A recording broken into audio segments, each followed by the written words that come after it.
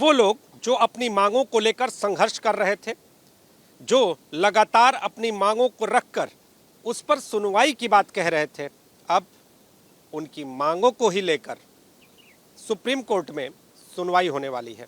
लेकिन ये पूरा मामला क्या है और इस मामले के पीछे क्या है, ये सब कुछ जानेंगे। हमारे साथ इस पूरे अभियान में संघर्ष कर रहे जो लोग हैं वो मौजूद हैं। पहले नाम जानेंगे आपका? मेरा नाम कृष्णा है और इस 69,000 शिक्षक भर्ती का मैं वो पीड़ित अभ्यर्थी हूँ जिसमें साजिशन जो है आरक्षण की गड़बड़ी की गई।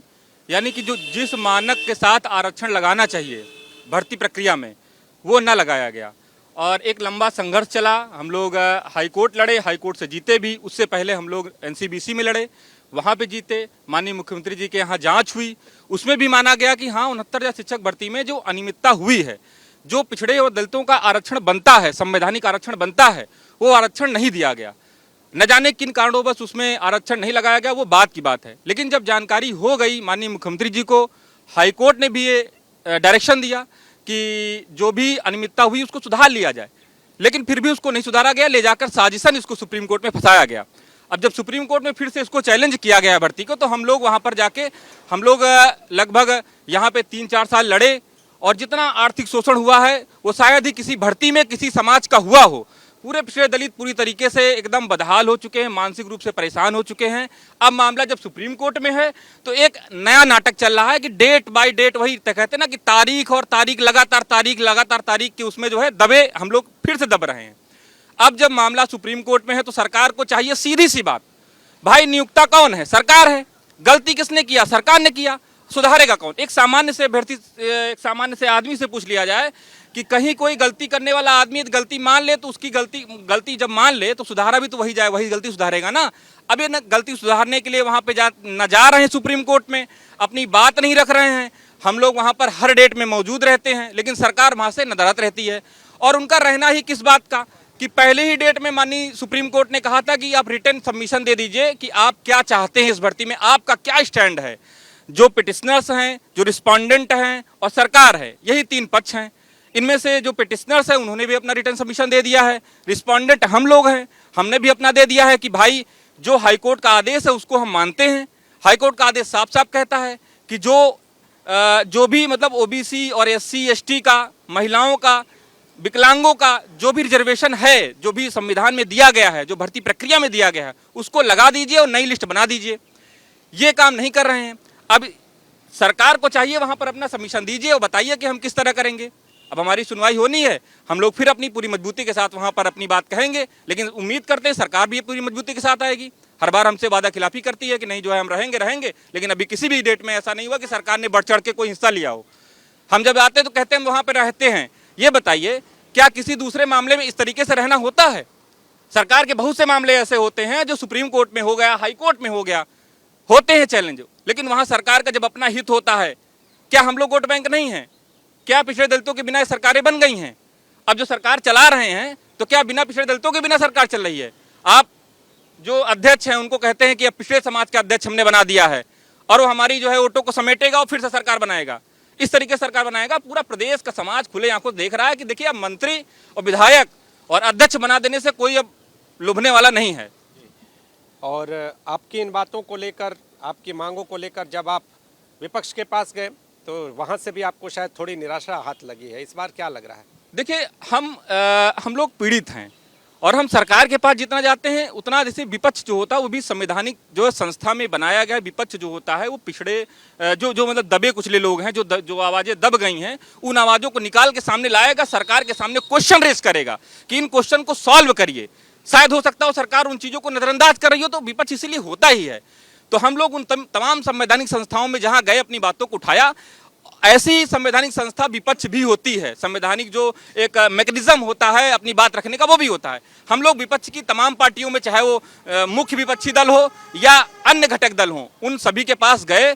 उन लोगों को जिस तरीके से हमारे साथ खड़ा होना चाहिए उस तरीके से वो नहीं खड़े हुए, ये बात हम लोग साफ कहेंगे। और ये चीज़ कहने में हमें कोई दिक्कत नहीं है कि विपक्ष को क्या सदन में केवल और केवल मतलब जब वोट बटोरनी होती है तभी कहना होता है कि हाँ हम पिछड़े दलितों के लिए लड़ाई लड़ रहे हैं। अरे सदन में किस दिन हमको लगा कि सरकार ने वॉकआउट किया हो, विपक्ष ने वॉकआउट किया हो, या उसको लेके प्रेस कॉन्फ्रेंस, साझा एक प्रेस कॉन्फ्रेंस की हो। तमाम घटक दल हैं विपक्ष के, कहते हैं कि हमारा एक प्लान है कि नहीं हम सरकार के खिलाफ लड़ाई लड़ रहे हैं, सरकार पिछड़े दलितों के लिए काम नहीं कर रही है। ठीक है, हम बात आपकी मानते नहीं कर रही है, लेकिन आपने ऐसा कौन सा हमको बताइए, कोई ऐसी घटना बताइए कि विपक्ष के तमाम पार्टियों ने जो है साझा प्रेस कॉन्फ्रेंस की है कि 69,000 शिक्षक भर्ती में 18,000 से ज्यादा पदों की लूट हुई है पिछड़े दलितों की। और ये मतलब आप सोचिए कि पिछले 10 साल 20 साल के इतिहास में ऐसा कभी नहीं हुआ होगा कि पिछड़े दलितों के साथ इतनी बड़ी संख्या में हकमारी हुई है। और जितने भी घटक दल हैं जो पिछड़े दलितों की नुमाइंदगी करते हैं वो एकदम शांत हैं। कोई उनका स्टैंड ऐसा नहीं दिख रहा है जिस स्टैंड से लगे कि हाँ वो हमारे साथ खड़े होते हुए दिख रहे हैं।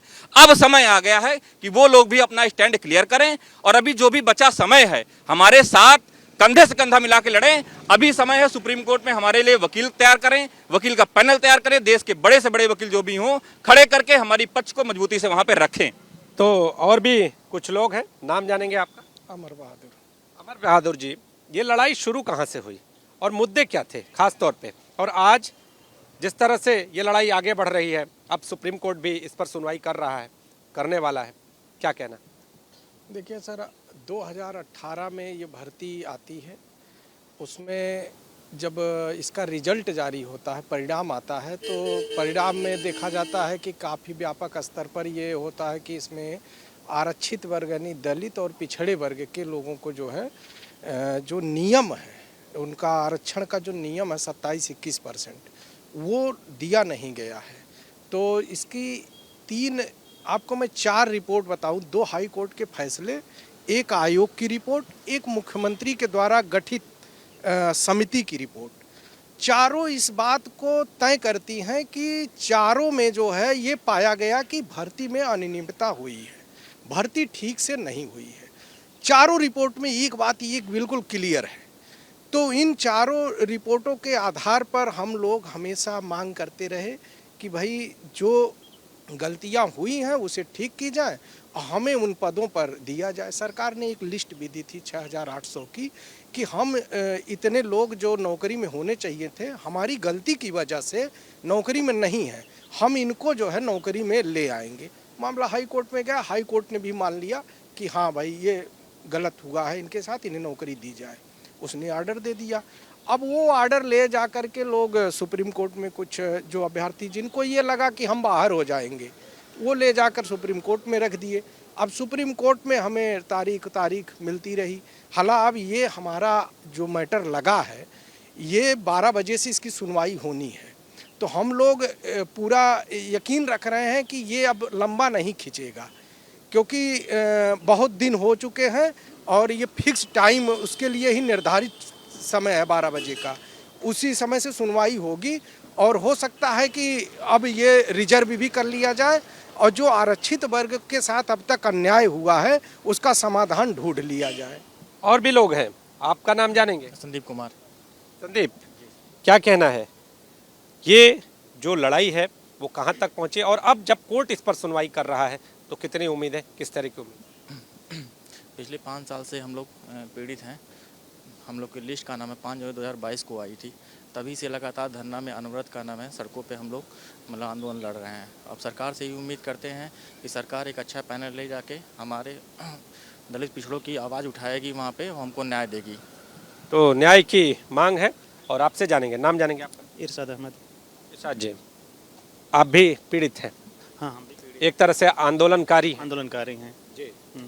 तो अब क्या उम्मीद है? बस यही उम्मीद है, सरकार से ही निवेदन है कि कल जो बार जब कोर्ट में हम लोग जाते हैं तो जज साहब यही कहते हैं कि जो रिस्पोंडेंट है यानी सरकार है, सरकार तो आ ही नहीं रही है, सरकार आएगी तभी हम फैसला देंगे। सरकार से निवेदन है कि जब भी डेट लगी है, ठीक ना, डेट लगी है 16 तारीख को, 16 दिसंबर को, उसमें जा करके अपना फैसला अपना मतलब पेश करें कि हमको कैसे रखना है। क्योंकि वहाँ पे जब चंचूड़ साहब थे CGI, तो वहाँ पे कह चुके थे मौखिक रूप से कि हम 6800 करना चाहते हैं, जो मतलब हम उसका डबल बेंच का पालन करेंगे। बस उसी को पालन करने के लिए सरकार वहाँ उपस्थित हो, उम्मीद है? या उम्मीद है।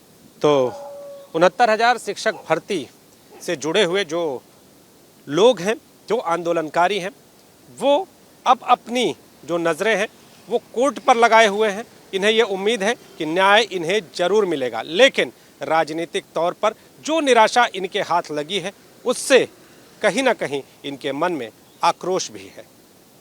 कैमरामैन फैजल पठान के साथ नीतीश कुमार पांडे, एबीपी न्यूज़, लखनऊ।